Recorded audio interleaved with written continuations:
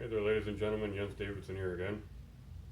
I wanted to do a video on arguably my favorite power tool, my Craftsman 9-inch radial arm saw.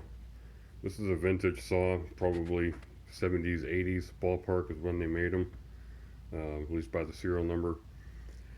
But posting the video because I got some hate commentary yesterday on this saw. A guy posted a comment basically saying, making generic comments against radial arm saws, saying that they are completely useless machines. You cannot cut remotely accurately with them. Any material that you cut with them has to be a rough cut, and you will have to do a whole bunch of planing and secondary work in order to make the piece straight.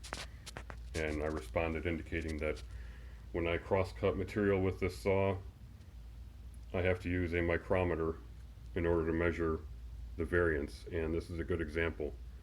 This was cut with this radial arm saw, and so that demonstrates the precision of the saw across the cut, which frankly to the naked eye looks like there is no error whatsoever. You cannot do that if the saw is out of skew. So this individual said that these things at best will cut 88 degrees when you're trying to cut 90. If this was off by 2 degrees, I would not have a full width perfect cut like this. It would be fragmented because it would either be fat at one end and shaved off, cut short at this end close to the fence, or the opposite. I would not have a perfectly uniform thickness piece cut from a piece of 1x material pine. Anyway, some of you guys have commented on safety on this thing. Yes, you have very valid points. It is a power tool just like anything else. There is a kickback risk that exists with a table saw or a radial arm saw. Doesn't matter what you're using.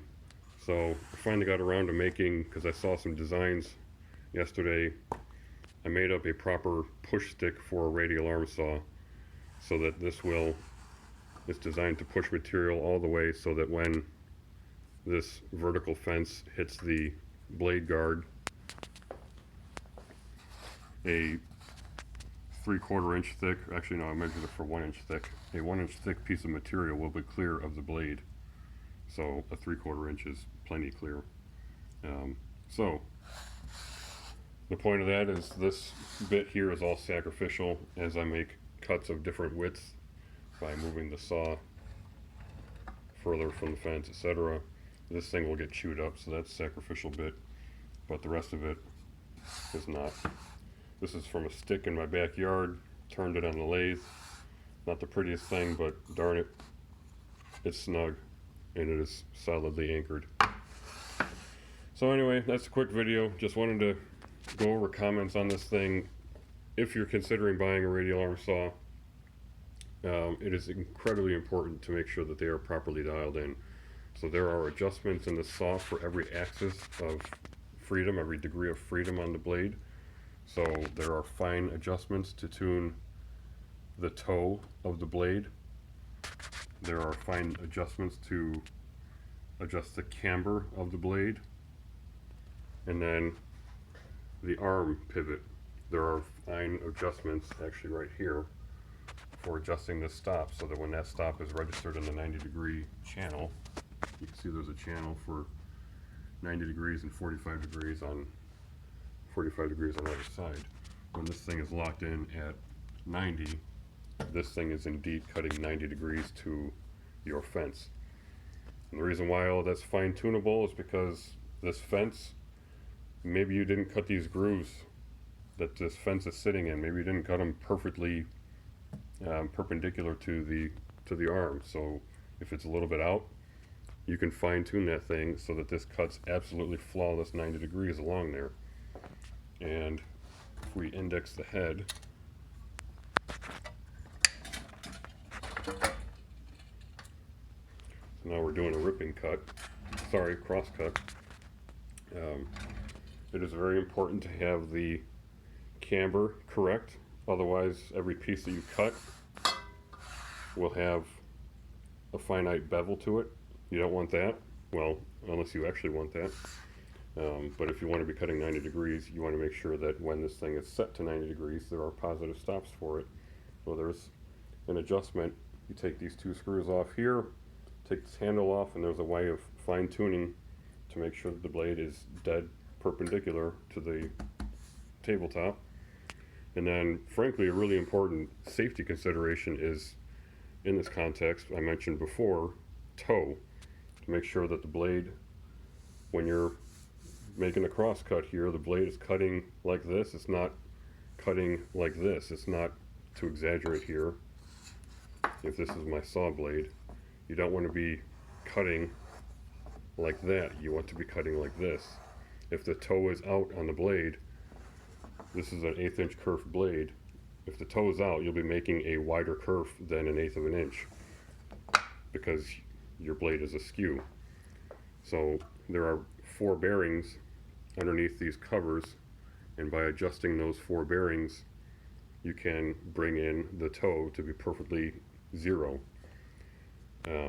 Having the toe out, whether it's negative or positive, is frankly a bit of a safety consideration. Not only a quality consideration, cleanness of the cut, but a safety consideration because it is more force that the blade has to come back at you, which is people's number one gripe about radial arm saws, is that they can force feed against you. When you are making a ripping cut,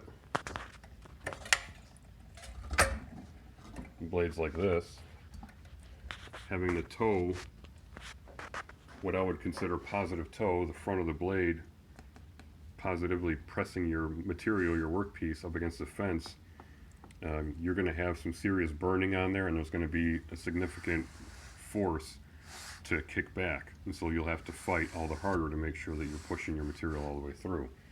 If you have negative toe, so the front of the blade will be forcing the material away from the fence, the rear of the blade will be forcing the material toward the fence, and that extra friction will furthermore help to kick the material back at you, and you'll get really bad blade burn marks on your material.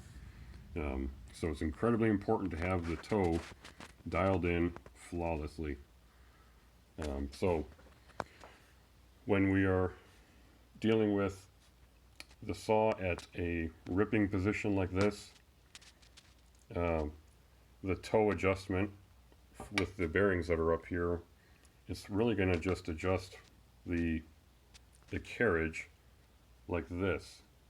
So those bearings will not adjust the toe when it's in a ripping position. They only adjust the toe when it's in a cross-cut position. You really only get toe in a ripping position when your arm is out of whack, when it's not cutting perfectly perpendicular to your fence. So all those dimensions, the camber, the toe, the arm, all of those have to be dead on. And when they are set, then you will get this. When they're not set, you're going to think a radial arm saw is an absolute piece of garbage and you should throw it away. These things are cheap. I paid approximately $0 for this thing. I helped a friend with some woodworking, and he had gotten this thing for free from a barn sale. He bought a small table saw off of this lady, and she just threw this in as a given because she didn't want it, and she wanted it to go to a good home. And my friend, he had gotten a Craftsman 10-inch radial arm saw that he inherited from his grandfather, so he didn't need this. So I was helping him out with a woodworking project, and he gave me this thing. I took it completely apart, took the carriage off, took the bearings apart, took the entire column out, cleaned everything up. There was a whole bunch of sawdust packed and everything, and then I greased it all up. And now the column runs up and down perfectly freely, and the carriage runs along beautifully. It's a fantastic machine. Well worth what I paid for it, right? I think I paid about $125 for that blade. It is a forced manufacturing blade. Which is another point. Important fact for radial arm saws is that you want the teeth relative to that center axis to be slightly negative in their angle. So these are, I think, 6 degrees negative from that center axis.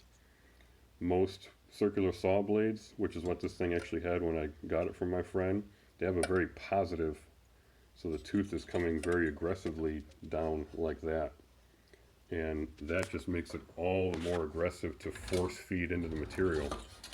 When you have that slight negative rake, much, very noticeable reduction in felt force feeding of the saw. So, yeah, thought I'd share that with you guys. I do need to rework my table for this thing. I'm not super happy with how the tabletop and fence is configured on this. There's better ways to do it, and frankly I want to make a better fence for doing horizontal dado cuts. So most of the time when you see radial arm saws, you don't see them doing this. Bear with me.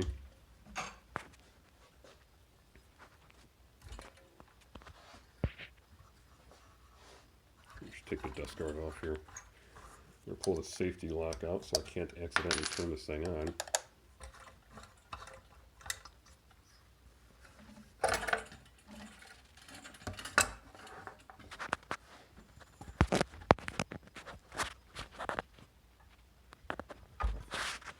See that? Now you can cut parallel to your work surface. This is phenomenal when you want to do tongue and groove.